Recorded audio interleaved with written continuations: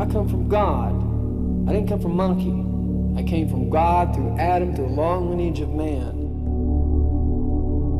Did Jesus look like the Son of God? No one thought so, except a few people in his day.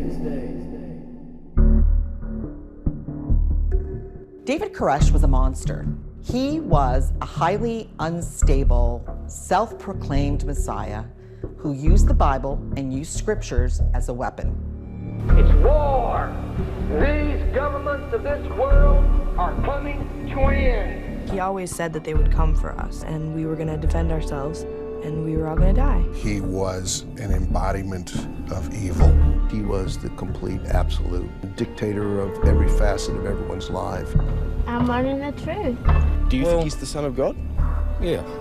He had uncommonly powerful capacities to manipulate people and instantaneously decay souls.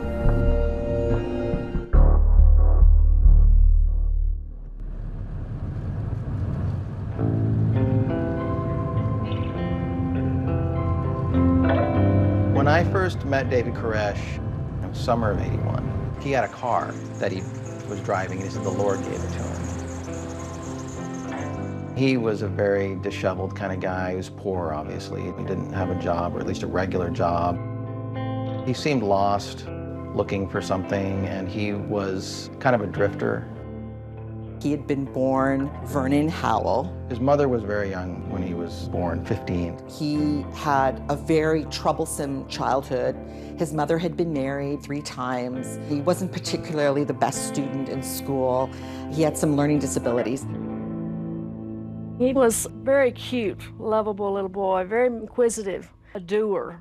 He learned by doing things, tearing motors apart. First truck I bought him, first thing he did was tear the motor out. And that's the way he did the Bible. He'd search through and dissect it like he did a motor or whatever. But by the age of 14, he had memorized the New Testament. And by the age of approximately 18, he had the Old Testament memorized. His mastery of the Bible stunned everyone. He claimed that when he was a child, God had spoken to him and said, "You're the chosen one. You are my Messiah." I think back then God was working on David to prepare him for the work he had for him later on. Bonnie was a very, very charming woman. She's very likable. She took some blame for the way that he was brought up and the fact that she was in a couple of abusive relationships. But I think that somewhere inside of her, she was proud of the fact that he made something of himself. Even if it was infamous, he made something out of himself.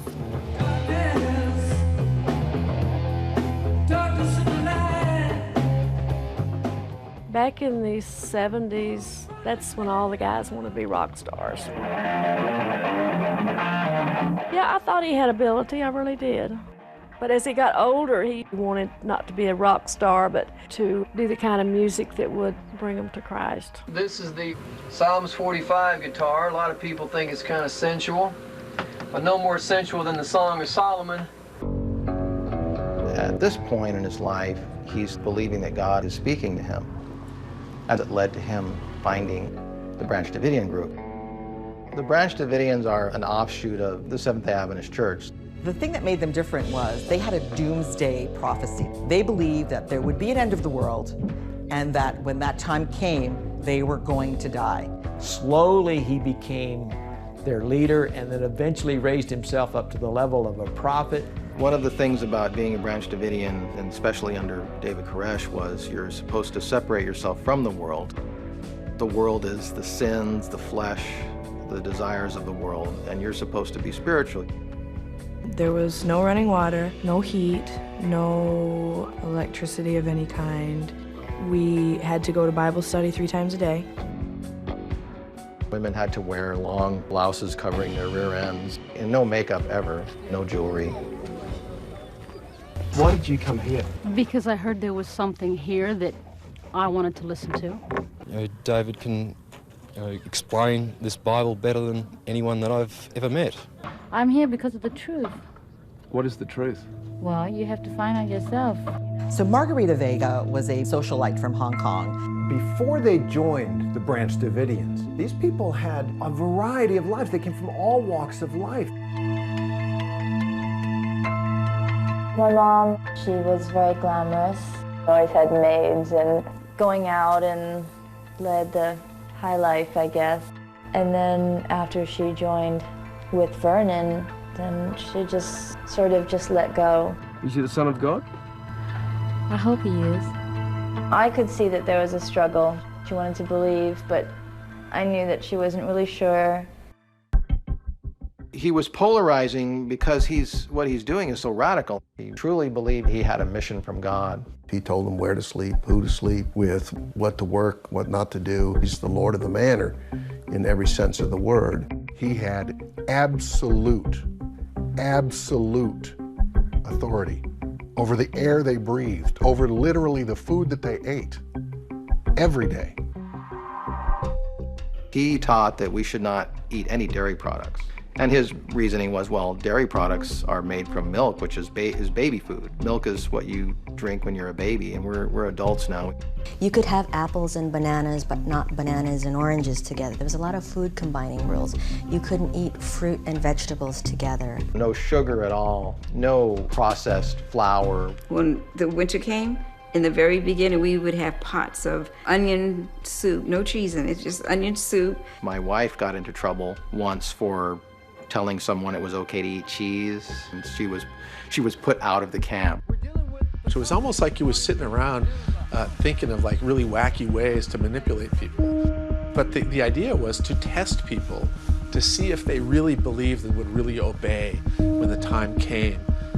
You will overcome through my power. You are mine. We knew it was a cult. We would joke about it all the time, like, yep, we're cult members. But then again, David would always talk about, well, Christianity is a cult. If you look back, Christ had 12 guys following him around. That's a cult. What's the difference between a religion and a cult in the United States? There's an old joke. About 100 years, right? It just takes time, right? We sprout religions in America. So the Mormons started out, they were cult. Christian Scientists, they were cult. The Branch Davidians were no different. Everything was a rule. It's more like a prison. And if you broke a rule, there was a consequence. He even spanked some of the adults. He became all-powerful in a way that only a charismatic religious figure can to his or her flock. And people were willing to give him their children if they misbehaved. And he beat them quite severely. We began disciplining our children at 8 months of age, usually, because we were preparing for a time when our children had to obey us like that. This is war we were preparing for. We didn't have time to argue with the kids. If we told them drop, they're gonna drop. Otherwise, they could die or we could die. What I remember as a kid, being disciplined was like a 24/7 thing. There's nothing that you could do right, is how I felt as a kid. That fear that nothing you can do is gonna be good enough. You're raised with just fear. Everywhere is fear. If there was one thing I could take back, I would take back the spankings. I drew blood. There was blood on the paddle. I felt like the most evil person in the world to be beating my baby this way. But this was what God wanted and needed from me. They were willing to follow him. Were willing to follow him to the point of death. There's no doubt in my mind that he heard a voice in his head and that he believed it was God.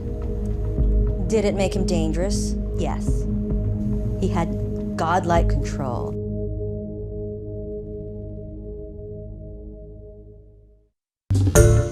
Hi everyone, George Stephanopoulos here. Thanks for checking out the ABC News YouTube channel. If you'd like to get more videos, show highlights, and watch live event coverage, click on the right over here to subscribe to our channel, and don't forget to download the ABC News app for breaking news alerts. Thanks for watching.